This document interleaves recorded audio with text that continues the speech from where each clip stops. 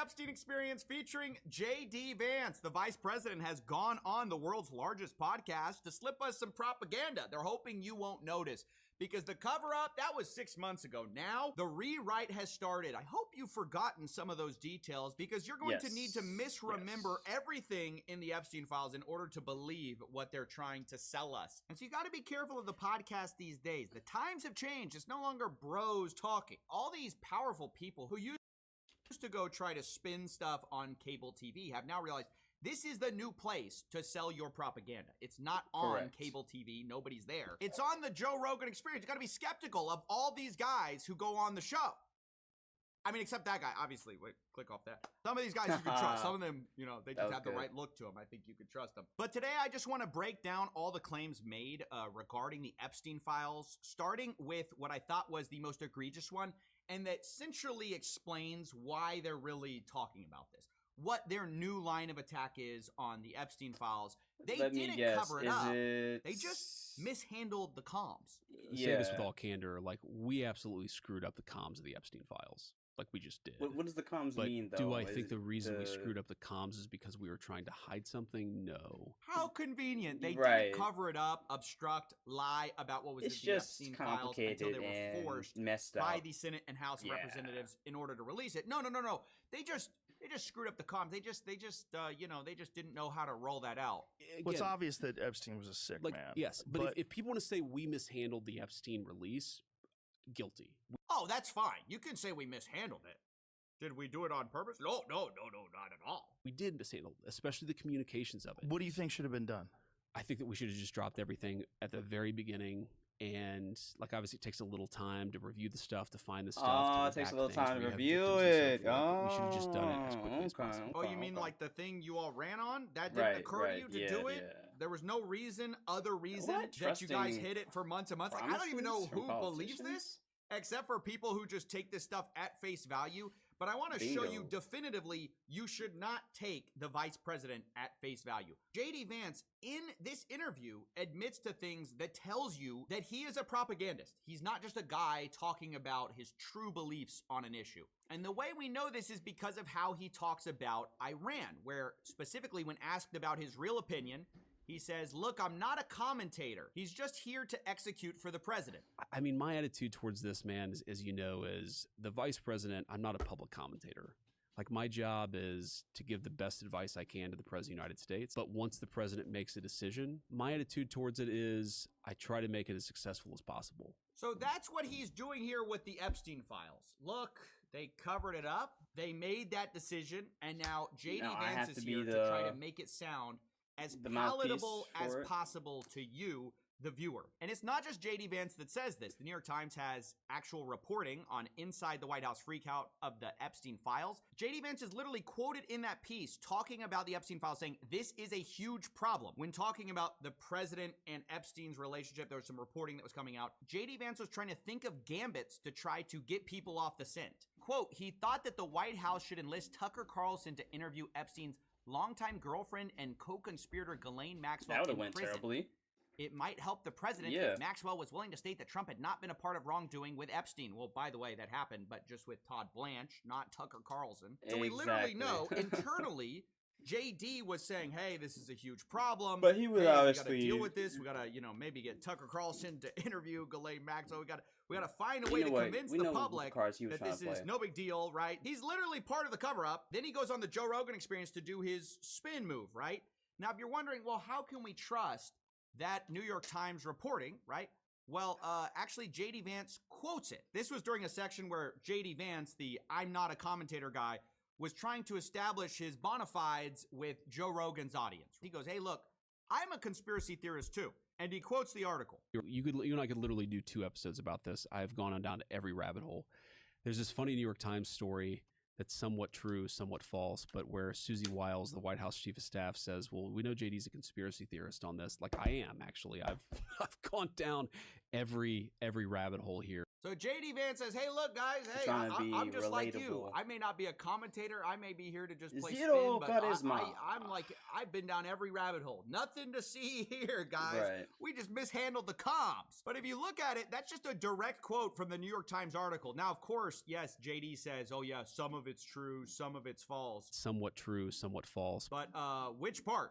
You're quoted in there covering the thing up. Was that the part that's fake? The part which says you're a real conspiracy theorist like the rest of us? Oh, no. That's true. Towards a different topic. Everything but, else yeah. where you were involved in a cover-up involving the White House, where you were directly floating ideas to go interview Epstein's co-conspirator, not to get to the truth, but in order to exonerate the president, that's all probably fake. That's all probably nonsense. But it gets even worse, because one of the things JD talks about is how he's thought a lot about how to discredit conspiracy theories. Watch. One of the ways you discredit a conspiracy theory, I've thought about this a lot, is to try to hide it. Another way you discredit conspiracy theory is by flooding the zone. Did you guys just hear that? He goes, I've thought a lot about it. One of the ways to Wow. discredit a conspiracy How original. theory is to try to hide it. They did that. They actually did that. They told us, hey, there's no evidence to predicate an investigation against any uncharged third parties. We looked at all the documents, nothing to see. This is the... Again, this is all just like fluff, because at the end of the day, we understand what the agenda is with simply not releasing the information. But... Here, guys, we're not going to release it. I mean, and then the second way is to flood the zone, which is you just throw so much unsubstantiated stuff out here, you discredit the conspiracy theory entirely. Another way you discredit conspiracy theory is by flooding the zone. So one of the things I've tried to do when looking at all this stuff is to try to understand sort of where it fits in and to, try to separate the real from the fake. Now, is that what they did next? Choking up a little bit there. Actually, yes, it is. The way they released the files was in this giant dump of millions of documents. Not only that, Vance, in the New York Times article he says is somewhat true, somewhat false, says unsubstantiated allegations and anecdotes about Trump should go out, Vance argued. They were going to surface regardless, and if the administration published first, it would demonstrate good faith and take the oxygen out of conspiracy theories. Guys, he literally tried to do the thing he's telling you on Joe Rogan. Oh, I've thought a lot about this. This is how you discredit a conspiracy theory. You release a bunch of unsubstantiated stuff. Again, so this was like one of the many things in the Joe Rogan, JD Vance interview that was just like, brother, we're on to you, but it's like busted absolutely. Like, pay attention to the stuff that is just take the mask off. substantiated. And this is my problem with these types of interviews. Look, I don't think there's anything wrong with interviewing the vice president, but you have to take into account that he's not just a bro. He's not just your buddy, right? This is a guy who tells you he's not here to commentate. I will say that Joe Rogan's podcast, and maybe by design, a lot of the podcasts, they intentionally will add it in there, like, I would guess, game planning or philosophy for these sit downs, to not push back, to not bring up facts, or if they're telling the truth, to not be too argumentative, or simply to just state how they feel on every single opinion of the other side, which you can say it's brought a breath of fresh air to the space, until, as Coffee's going to point out, if that was so simple, if these were two opposite parties, that's fine. There are shows like that. Unfortunately, we are well aware that this is one of the many things in the interview alone that was okay. Not here to give his real opinion. He's here to propagandize for what the president's agenda is. Here's a guy who says he's thought a lot about discrediting conspiracy theories. One of the ways you discredit a conspiracy theory, I've thought about this a lot. Here's a guy who corroborates reporting where he is directly conspiring to discredit the Epstein conspiracy theory. But we'll just let him get away with saying he's just like one of us, bro. He's gone down every rabbit hole. I'm one of the OG Epstein conspiracy theorists. I've probably gone down every single rabbit hole. We could go down most of them today. And so look, with that out of the way, I just want to debunk some of the specific claims that JD Vance made. One, he tried to say, hey, look, The real problem was all with Alec Acosta back in 2007, 2008 with the prosecution. Look, the original sin of the Epstein investigation, and obviously I'm biased here, but it was not what Donald Trump and the administration did in 2025. It was, you have to go back to 2007, 2008. The original Alex Acosta investigation of Jeffrey Epstein, where he basically dropped the federal charges. I think Epstein ended up getting prosecuted on some sort of local thing. But the original warrant, you go to the original warrant back in 2008, what was he looking for? What was he allowed to look for? What were they collecting? It was not looking at a broader conspiracy. So that happens, okay? Epstein gets pinched. I think he goes to prison, or maybe this is when he was on house arrest. Mm-hmm. But like anything that existed from the 80s and 90s up to 2006, 2007, anything that existed that we didn't get back then was disappeared, right? So like when people say, has what you've seen on the inside make you think that that Epstein never blackmailed people, or that Epstein never engaged in broader trafficking? No, absolutely not. What I have seen, and I've looked at most of the files, is that there just wasn't dispositive evidence.